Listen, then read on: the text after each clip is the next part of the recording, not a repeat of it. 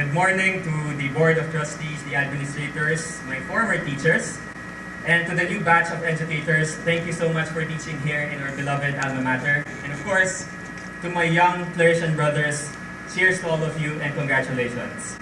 I'm sure all of you are excited to go to your graduation parties and update your social media accounts that you have finally graduated. But spare me some 10 to 15 minutes and allow me to make you wonder, to annoy you at some point, and to challenge you before you all move forward. Since your batch is historic as the first batch of K-12 graduates of the Red School of Quezon City, let me use that number. I propose to you the 12-point agenda of a Claretian.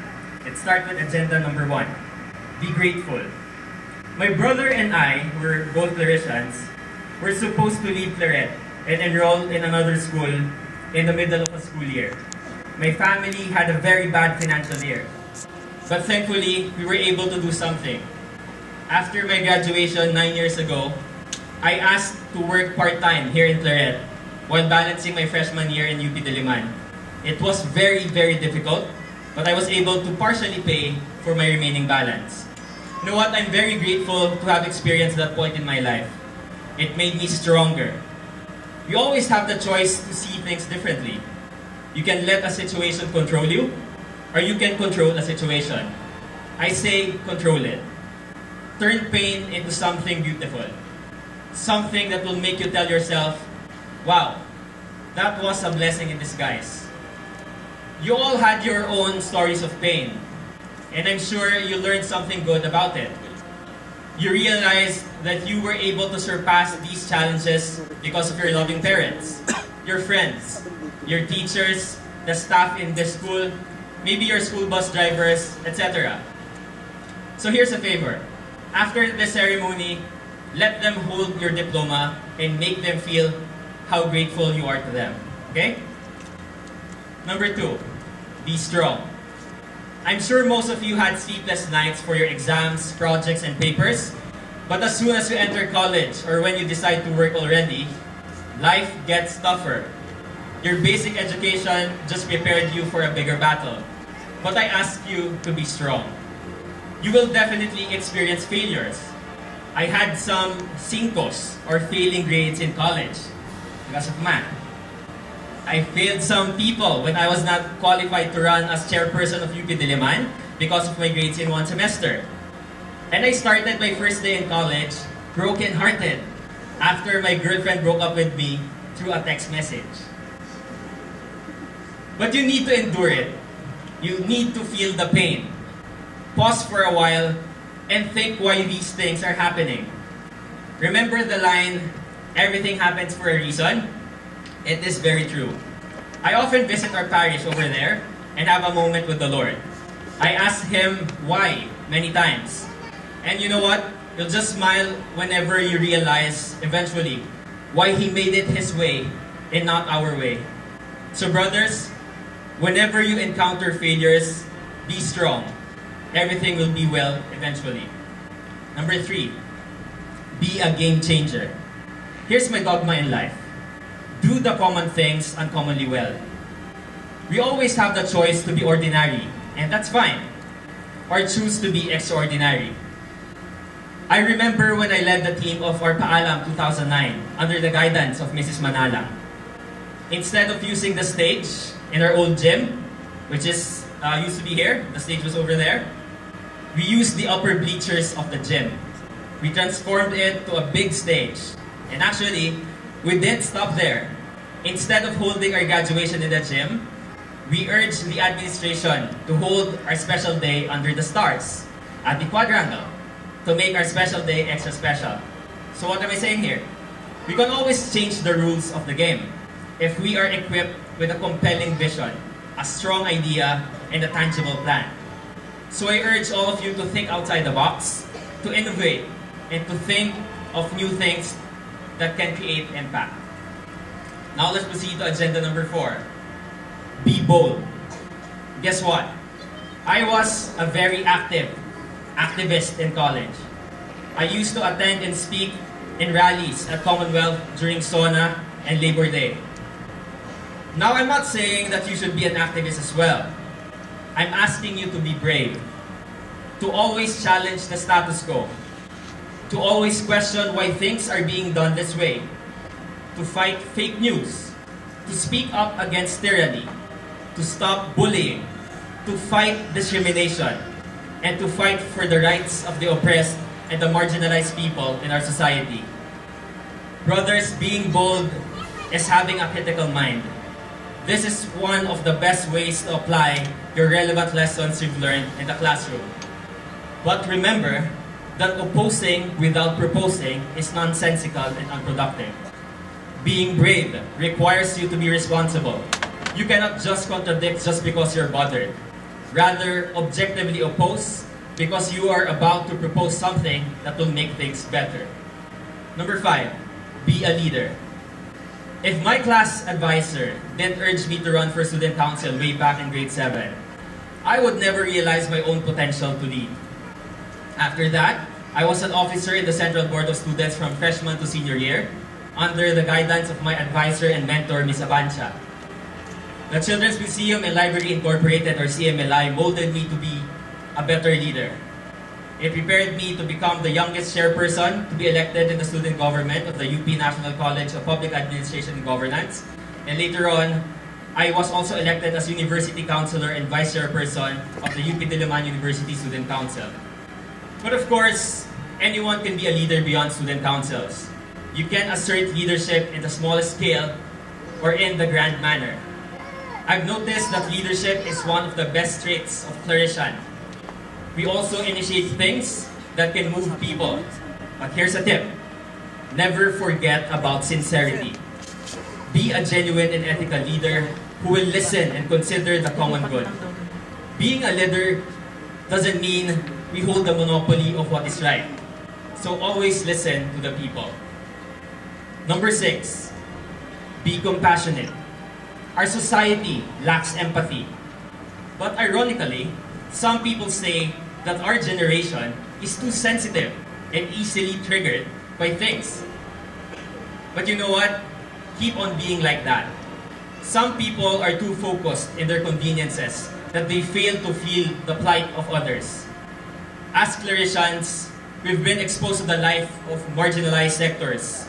And here's a tip again. When you enter college, add this in your list of motivations. That when you graduate and land on a good job, you will share your success by uplifting the lives of other people. 7, be humble. Self-entitlement is what's wrong here. When you enter college, especially in state universities like UP, you will encounter students from all walks of life. If you think that you are better off than others just because you graduated from Claret, or you're a product of a private school, I tell you to change that mindset now, because it will bring you nowhere. Relate with others as equal. In college, you're back to zero. Start from scratch, and of course, aim for the stars, but always remember to keep your feet on the ground. Number 8, be excellent. It's good if you feel that you are one of the best. You will eventually encounter people who have the same mindset. That's one thing. The great Aristotle said that human beings are by nature political animals. So you will always experience competitive environments wherever you go. Everyone wants to excel, but you have the choice to either watch someone else shine or you can strive to write your own narrative of success. Be consistent in striving for excellence because you will never know when and how opportunities will recognize your efforts. Way back in 2012, when I was still in third year college, I was asked to represent the youth sector for a forum of a particular TV station. I gave my best shot on that show, and weeks after, I was offered a job as a field reporter, and today, after almost 6 years, I'm still with PTV4, People's Television Network, hosting a morning show, Bagong Pilipinas, and a youth debate show, Schoolmates. Number 9, be empowered to empower. There are many types of leadership, but what I like most is this, transformational leadership. It entails collaboration and smooth coordination with people. It is inspirational in a way that while in the process of leading, you are inspiring people to be empowered so they can step up their game. Before graduating from UP, I asked my team that helped me for 3 years in Student Council if they still want to continue what we've been doing for the past 3 years. They all agreed to become advocates of youth empowerment. That's why we created the National Alliance of Youth Leaders Incorporated, or NILE. And eventually, through the United Nations, I was empowered to establish another youth organization that advocates for the Sustainable Development Goals, or the SDGs. We call it the 2030 Youth Force in the Philippines Incorporated. And of course, I'm urging all of you to join these youth organizations later on. So always keep on leading, but think of impact and sustainability. Leadership is beyond giving instructions. Think of empowering the voiceless and the weak. Be their voice, but eventually let their voice be heard. Number 10, be respectful. If there's one word that I always link to respect, that would be diversity. Diversity entails a long range of differences in religion, in political belief, identity, race, sexuality, among others. Oftentimes, when our own choices are challenged, we feel triggered.